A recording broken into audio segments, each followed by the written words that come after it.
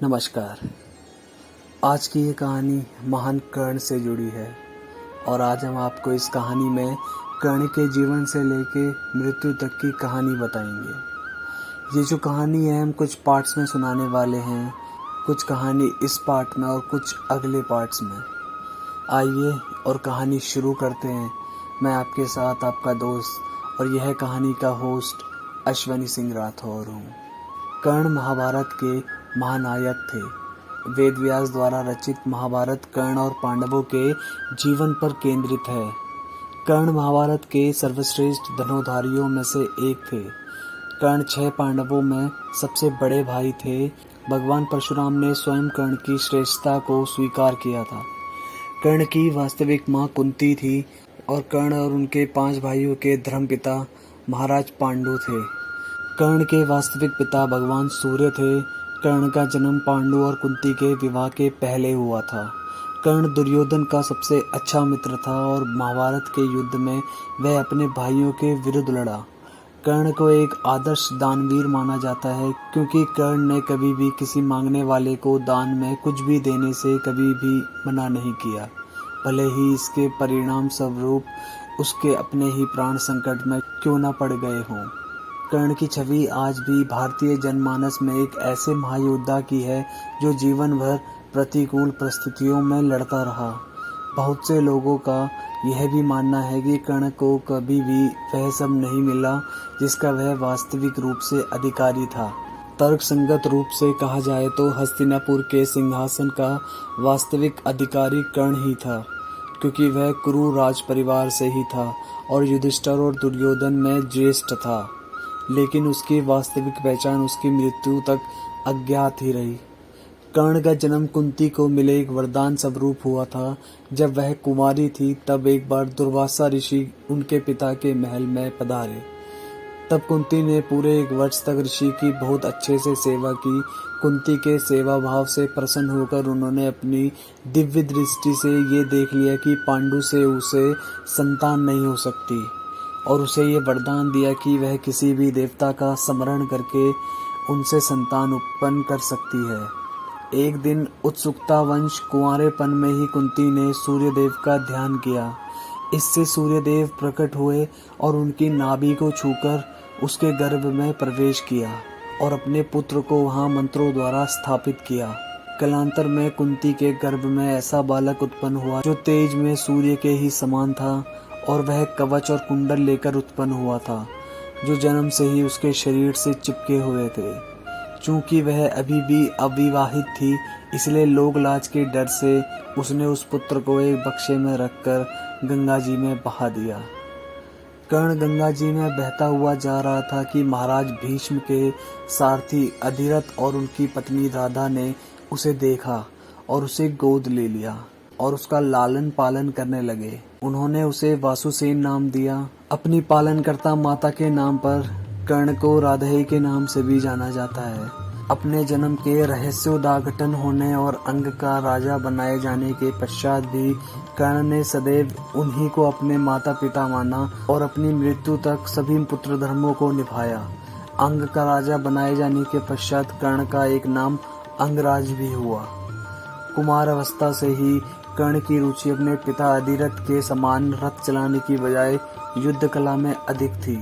कर्ण और उसके पिता अधिरथ आचार्य द्रोण से मिले, जो उस समय युद्ध कला के सर्वश्रेष्ठ आचार्यों में से एक थे।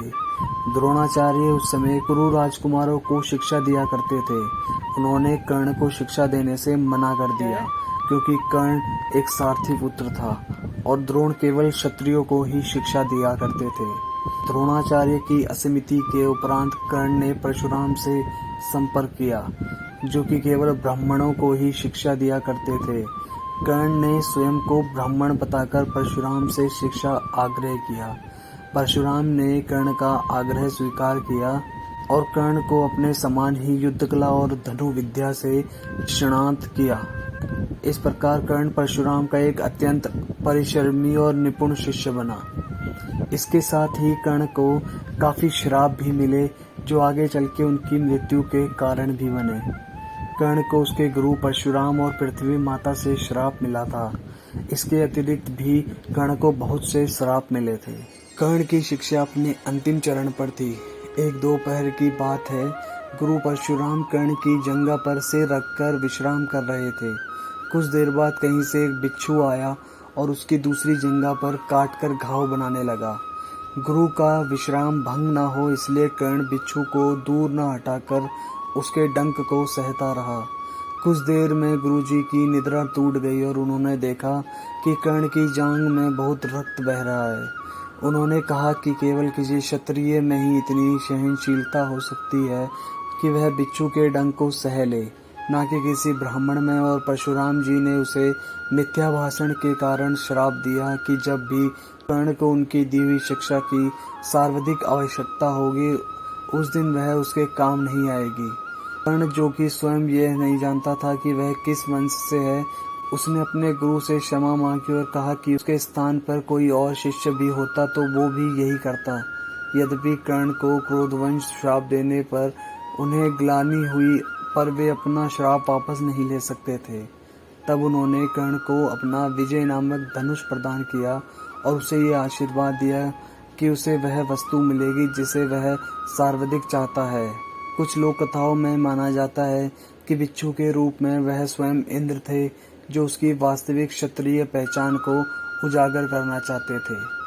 परशुराम जी के आश्रम से जाने के पश्चात कर्ण कुछ समय तक भटकता रहा। इस दौरान वह शब्द भेदी विद्या सीख रहा था। अभ्यास के दौरान उसने एक गाय के बछड़े को कोई वनीय पक्षु समझ लिया और उस पर शब्द भेदी बाण चला दिया और बछड़ा मारा गया। तब उस गाय के स्वामी ब्राह्मण ने कर्ण को श्राप दिया कि जिस प्रकार उसने एक असहाय पशु को मारा है, वैसे ही एक दिन वह भी मारा जाएगा, जब वह सबसे अधिक असहाय होगा और जब उसका सारा ध्यान अपने शत्रु से कहीं अलग किसी और काम पर होगा। आंध्र की लोक कथाओं के अनुसार एक बार कर्ण कहीं जा रहा था, तब रास्ते में उसे एक कन्या मिली जो अपने घड़े से घी के बिखर जाने के कारण रो रही थी।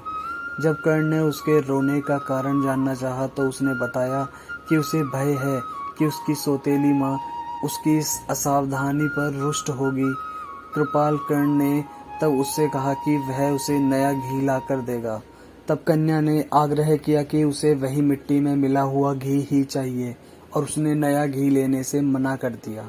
तब कन्या पर दया करते हुए कर्ण ने घी युक्त मिट्टी को अपनी मुट्ठी में लिया और निचोड़ने लगा ताकि मिट्टी से घी निचोड़कर घड़े में गिर जाए। इस प्रक्रिया के दौरान उसने अपने हाथ से एक महिला की पीड़ा युक्ति ध्वनि सुनी। जब उसने अपनी मुट्ठी खोली तो धरती माता को पाया। पीड़ा से क्रोधित धरती माता ने कर्ण की आलोचना की और कहा कि उसने एक बच्ची के घी के लिए उन्हें इतनी पीड़ा दी। और तब धरती माता ने कर्ण को श्राप दिया कि एक दिन उसके जीवन के किसी निर्णायक युद्ध में वह भी उसके रथ के पहिए को वैसे ही पकड़ लेंगी जैसे उसने उन्हें अपनी मुट्ठी में पकड़ा है, जिससे वह उस युद्ध में अपने शत्रु के सामने असुरक्षित हो जाए। इस प्रकार कर्ण को 3 पृथक अवसरों पर 3 श्राप मिले। दुर्भाग्य से ये 3 ही श्राप कुरुक्षेत्र के निर्णायक युद्ध में फलीभूत हुए, जब वह युद्ध में अस्त्र विहीन, रथ विहीन और असहाय हो गया। कर्ण को मिले विविध श्रापों का प्रभाव इस प्रकार हुआ। यदि एक ब्रह्मास्त्र भी शत्रु के खेमे में छोड़ा जाए तो न केवल वह उस खेमे को नष्ट करता है, बल्कि उस पूरे क्षेत्र में 12 से भी अधिक वर्षों तक अकाल पड़ता है। और यदि 2 ब्रह्मास्त्र आपस में टकरा दिए जाए तब तो मानव प्रलय ही हो जाता है। इससे समस्त पृथ्वी का विनाश हो जाएगा और इस प्रकार एक नए भूमंडल और समस्त जीवनधारियों की रचना करनी पड़ेगी। लेकिन कर्ण गुरु परशुराम के श्राप के कारण ब्रह्मास्त्र चलाना भूल गया था, नहीं तो वह युद्ध में अर्जुन का वध करने के लिए अवश्य ही अपना ब्रह्मास्त्र चलाता और अर्जुन भी अपने बचाव के लिए अपना ब्रह्मास्त्र चलाता और पूरी पृथ्वी का विनाश हो जाता। इस प्रकार गुरु परशुराम ने कर्ण को श्राप देकर पृथ्वी का विनाश टाल दिया। धरती माता के श्राप का प्रभाव। धरती माता का श्राप यह था कि कर्ण के जीवन के सबसे निर्णायक युद्ध में धरती उसके रथ के पहिए को पकड़ लेगी। उस दिन के युद्ध में कर्ण ने अलग अलग रथों का उपयोग किया, लेकिन हर बार उसके रथ का पहिया धरती में धंस जाता। इसलिए विभिन्न रथों का प्रयोग करके भी कर्ण धरती माता के श्राप से नहीं बच सकता था, अन्यथा वह उस निर्णायक युद्ध में अर्जुन पर भारी पड़ता। आज की ये कहानी यहीं पर ख़त्म होती है। इसके आगे की कहानी हम आपको अगले पार्ट में बताएंगे। अगर ये कहानी आपको अच्छी लगी हो तो इसे शेयर ज़रूर कर दें और मेरे इस चैनल को सब्सक्राइब करना ना भूलें।